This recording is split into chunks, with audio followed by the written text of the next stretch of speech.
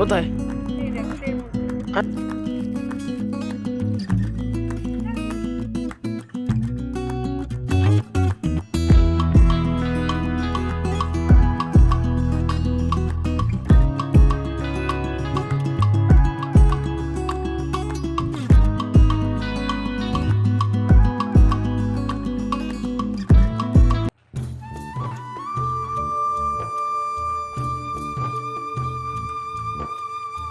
শুভ সকাল আমার প্রিয় বন্ধুরা।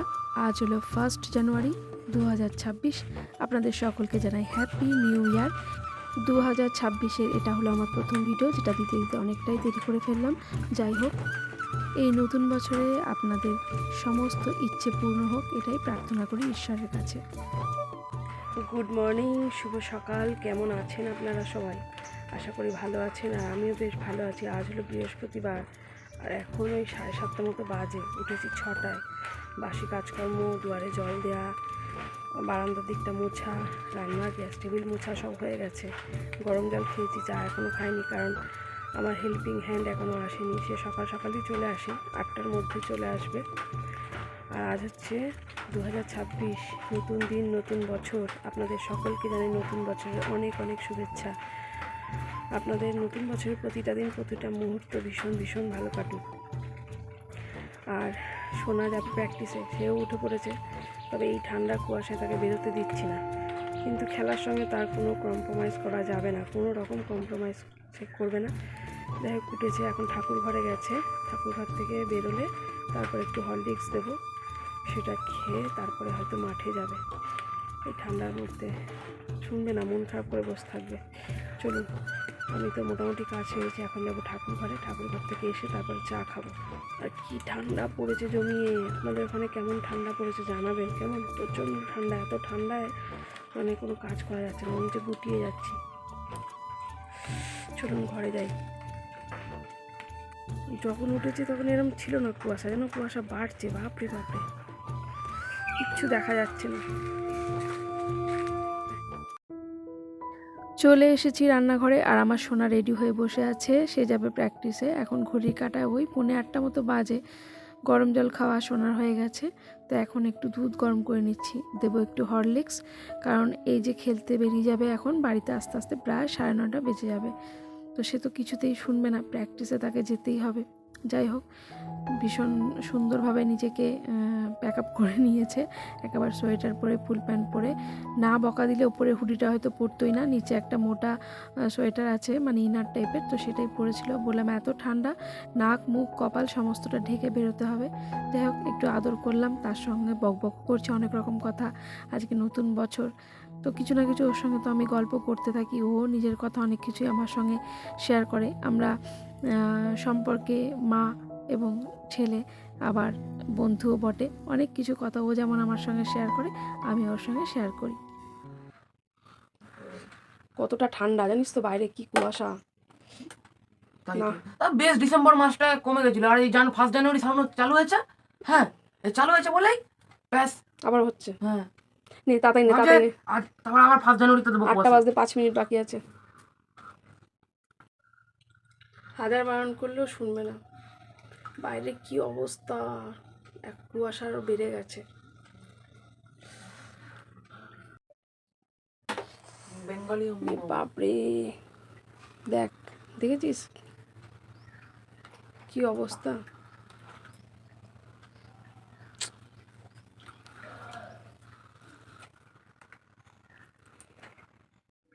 ওই জুতোটা নেওয়ার কি দরকার বাবু? সোজা ওইটা পরেই চলে আসবি, দেরি করবি না। কি কুয়াশা, তার মধ্যে যেতেই হবে। সোনা তো প্র্যাকটিসে বেরিয়ে গেল 8টার মধ্যে, তবে ওর যাওয়ার কথা 7টায়, কিন্তু অনেক বকে ঝোঁকে 1 ঘন্টা দেরি করিয়ে দিয়েছি। এখন গিয়ে সরাসরি খেলাতেই নামবে, কেননা 7টা থেকে 8টা 1 ঘন্টা ওদের একটু প্র্যাকটিস করায়, ব্যায়াম ট্যায়াম এই সমস্ত কিছু করায়, তারপর খেলা শুরু হয়। কিন্তু অতটা ঠান্ডার মধ্যে কিছুতেই বেরোতে দিতে মন চায় না, কিন্তু সে তো শুনবে না। যাই হোক, আর এমন কি জানেন, সোয়েটার পরানো নিয়েও অনেকটা ঝামেলা করতে হয় ওর সঙ্গে। ওদের নাকি শীতই করে না, একদম ঠান্ডা লাগে না। তো যাই হোক, বলে কয়ে সোয়েটার পরিয়ে একদম ভালোভাবে মোটা সমস্ত কিছু পোশাক পরিয়ে তারপরে ওই তো খেলতে বেরিয়ে গেল। আর এই তো বন্ধুরা, এখানে আপনাদের সঙ্গে কথা বলতে বলতে আমাদের জন্য চাও করে নিয়েছি। আমার যে হেল্পিং হ্যান্ড সেও চলে এসেছে, আর এই তো তাকে এখন চা দিয়ে দেবো, আর তার সঙ্গে আমিও আর হাজব্যান্ডও এখন চা খেয়ে নেব। চা খেয়ে নিয়ে আবার চলে আসলাম রান্নাঘরে, বসিয়ে দিলাম ভাত আর একটু আলু সেদ্ধ দেবো। তো সেই জন্য আলু নিয়ে এসেছি, তো আলুটা ছাড়িয়ে এখন ভাতে দিয়ে দেবো, কারণ হাজব্যান্ড কাজে বেরোবে ভাত খেয়ে। আর এই সকাল সকাল তো একটু যাওয়ার কথা, কিন্তু এই ঠান্ডার মধ্যে যেমন সকালে ওঠা দুষ্কর, তারপরে সমস্ত গুছিয়ে নিয়ে কাজে বেরোতে আরও অনেকটা দেরি হয়ে যায়। তো সেই জন্য বললো যে এখন বেরোচ্ছি, খেয়ে দিয়ে বেরোবো, তো 9টা প্রায় বেজেই যাবে, তো তাহলে দুটো ভাত খেয়েই বেরোই, বাড়ি আস্তে আস্তে একটু বেলা হবে, মানে ওই 3টে সাড়ে 3টে বেজে যাবে, তো দুপুরবেলা আর আসবে না। যাই হোক, সেই জন্য গরম গরম ভাত আলু সেদ্ধ এই যে আমার হয়েও গেছে, আর নামিয়েও নিয়েছি। আর সঙ্গে একটু ঘি দিয়ে দেবো, কারণ শীতকালে এরকম গরম গরম ভাত আলু সেদ্ধ ঘি দিয়ে খেতে বেশ ভালোই লাগে। তো ওই জন্য এখানে ভাতটা করে নিলাম, আর হাজব্যান্ডের সমস্ত কিছু গোছানো হয়ে গেছে, তাকে এখন ভাতটা দিয়ে দিচ্ছি। এই যে আলু সেদ্ধটা মেখে নিয়েছি, আর এখন বেলা প্রায় ওই ধরুন 9:30টার কাছাকাছি বাজে, আর আমার সোনাও চলে এসেছে। তবে সোনা ভাত খাবে না, গতকালের আটা মাখা আছে, রাত্রেবেলা মেখেছি, যখন আটাটা মাখি না একটু বেশি করেই মাখি, যেন আর একবারে রুটি করতে পারি এইরকম। তো রুটি বানাবো, তো আগে হাজব্যান্ডকে দিয়ে দিই, তারপরে সোনাকে দেব, আর একই সাথে আমিও খেয়ে নেব।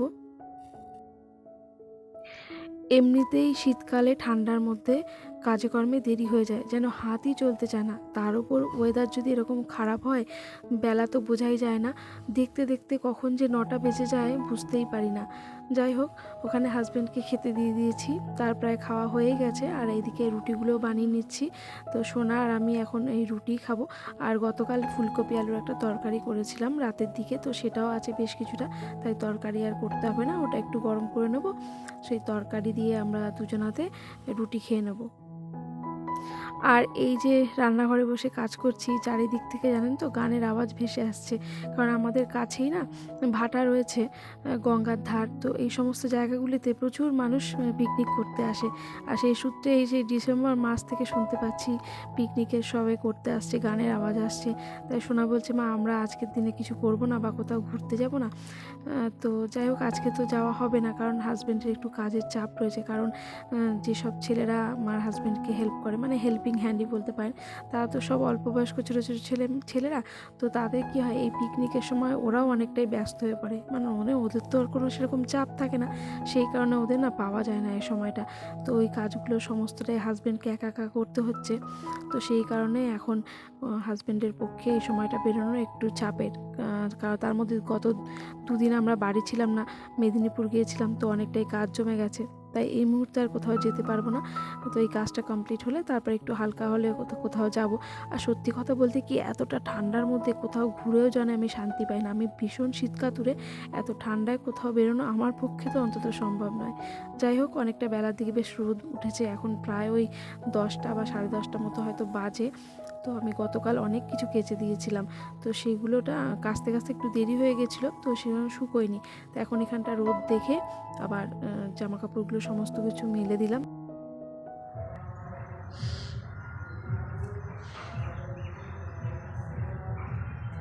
বাবা চাপ পড়ে গেল, জানিস কোথায়? এই দেখ ট্রের মধ্যে, আনলাম আমার রাস্তার মধ্যেই। রাখবো এখানে? হ্যাঁ, রেখে দাও। এই যে চাটা পড়েও গেল কতটা। দেখতে পাচ্ছি। আর এই যে মা চা এনেছে, মাও নিজেরটা নিয়ে নিয়েছে, এবার আমি আমারটা নিয়ে ঠান্ডা হয়ে যাবে, তাড়াতাড়ি নে। কেন বসে চায়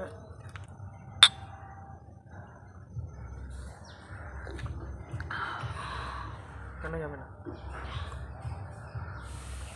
ঠান্ডা হয়ে গেছে। সকালের ব্রেকফাস্ট হয়ে গেছে, হাজব্যান্ডও খেয়ে কাজে বেরিয়ে গেছে, তবে হাজব্যান্ড খেয়েছে ভাত, সেটা তো আপনারা দেখলেনই। আর নতুন বছর যেহেতু অনেকেই পিকনিক করছে, নতুন বছর কি আগে থেকে ডিসেম্বর মাস থেকেই অনেকেই পিকনিক করা শুরু করে দিয়েছে, তবে আমাদেরও আজকে পিকনিক করার কথা ছিল, পিকনিক হচ্ছে, কিন্তু আমরা যেতে পারিনি, কারণ হাজব্যান্ড কাজে বেরিয়েছে, সোনা সকালবেলা প্র্যাকটিসে গেছিলো, তারপর আমারও শরীরটা খুব একটা ভালো যাচ্ছে না আর কি, মানে মোটামুটি আছি, ঠান্ডা লেগে আছে, তাছাড়াও একটু শরীরটা খারাপ যাচ্ছে, তো সেই কারণে আমি যাচ্ছি না, মানে গেলাম না। আমার স্পাইনালের ব্যথাটা ওষুধ খেয়ে একটু কম আছে, কিন্তু আছে, তো সেই কারণে আর পিকনিকে গেলাম না।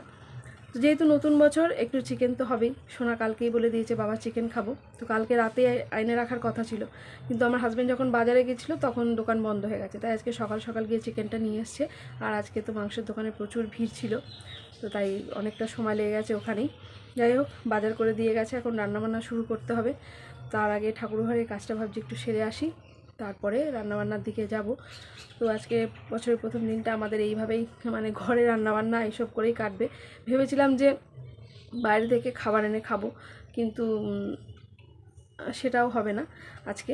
এই দিনটা হাজব্যান্ডকে বললাম যে কাজ থেকে আজকে ছুটি নিলে ভালো হতো, আজকে না গেলে, তো বললো না কাজটা আজকে করতেই হবে। তো সেই কারণে বললো অন্য কোনো দিন যাব। ঠিক আছে, কোনো ব্যাপার না, চলুন, এরকম তো হতেই থাকে, তাই না? সব সময় তো আর সব কিছু মানে নতুন বছর বা অন্য কিছু করা সম্ভব হয় না, অনেক অসুবিধা থাকতেই পারে। তো কাজটা তো আমাদের করতেই হবে, কাজ তো বন্ধ দিলে চলবে না। চলুন রান্নাবান্না শুরু করি, সমস্ত কিছু জোগাড় করি। আজ বৃহস্পতিবার, তার উপর বছরের শুরু 1 জানুয়ারি, তাই আজকে মা লক্ষ্মীর পুজোটা তো ভালোভাবে দিতেই হবে। তবে ঘরটা আজকে আর নামালাম না, জানেন, কারণ হচ্ছে ঘটের নারকেলটা বদলে দিতে হবে। তো আজকে নারকেলটা ছাড়ানো নেই, আর হাজব্যান্ডও সকাল সকাল কাজে বেরিয়ে গেছে, তাই আজকে আর ওটা বদলাতে পারবো না, কারণ নারকেল তো যেহেতু বসাতে পারবো না ঘটে, সেই কারণে সব পুজোর অন্যান্য সমস্ত বাসনকোসন বার করে নিয়েছি। আর প্রথমে না লেবু দিয়ে ভালো করে মেজে নিচ্ছি, কারণ পিতাম্বরী পাউডারটা আমার কাছে ফুরিয়ে গেছে, নেই, তাই একটু লেবুর রস মাখিয়ে রেখে দিলাম। তারপরে এখন এখানে যে ঠাকুরের আলাদা করে সাবান রাখা আছে ওটা, আর সামান্য একটু বালি নিয়েছিলাম, কারণ দু একটা জায়গায় দেখলাম কেমন একটা কালচে মতন হয়ে গেছে ফুলের সাজিটায়, তো সেইটা দিয়ে সুন্দর করে মেজে নিলাম, দেখলাম বেশ ভালো চকচকে হয়ে গেছে। আর এই যে কাঁচের একটা গার্ড ছিল আর কি, মোমবাতি যে রাখি ওই কাঁচের ইয়েটা দিয়ে, তাতে কী হয়, ওটাতেও দেখি একটু তেল ছিটে মতো পড়ে গেছে, তো ওটাকেও খুব ভালো করে ধুয়ে নিলাম। সমস্ত বাসন কোসন ধুয়ে এখন এই জানলার ওপরটাতে উপরে করে দিলাম জল ঝরানোর জন্য। তারপরে একটু ঘরটাও মুছে নেব, আর এরপর স্নান সেরে এসে তারপরে আমি পুজোটা দিয়ে নেব। আর এই সময়টা না গাছে খুব একটা ফুলও ফুটছে না, জবা ফুলগুলো তো একেবারে ফুটতেই চাইছে না। যে ফুল আজকে ফোটার কথা সেটা যেন সেই ঠান্ডার মধ্যে যেন আরও কুড়ি হয়ে রয়েছে, ফুটতে ফুটতে সেই ধরুন আগামীকাল অথবা দুপুরের দিকে ফুটছে। তো যাই হোক, যে দু একটা ফুল পেয়েছি, বা কেতকী ফুল গাছটা আছে বলে ওখান থেকে 2-4টে ফুল আগেই তুলে রেখে দিয়েছি। আর এর মধ্যে আমার স্নানও হয়ে গেছে, আমি চলে এসেছি ঠাকুর ঘরে, মাকে সুন্দর করে সাজিয়ে গুছিয়ে শৃঙ্গার করে নিয়েছি। আর এখন এই তো প্রদীপটাও ধরিয়ে নিলাম। তবে সোনা কিন্তু আমার সঙ্গেই বসে আছে, ও এখানে বসে মায়ের একটা বই আছে সেখান থেকে কিছু জিনিস পাঠ করছে। এখন থেকে ওকে কিছু কিছু মায়ের বই পড়া শেখাচ্ছি, তাহলে এই অভ্যাসটা ওর থেকে যাবে। বছরের শুরুটা বেশ ভালো দিনেই হয়েছে, তাই না বলুন? যাই হোক, যত সামান্য ফুল দিয়েই মাকে সাজিয়ে নিয়েছি সুন্দর করে। চলুন এবার পুজোটা সেরে নিই।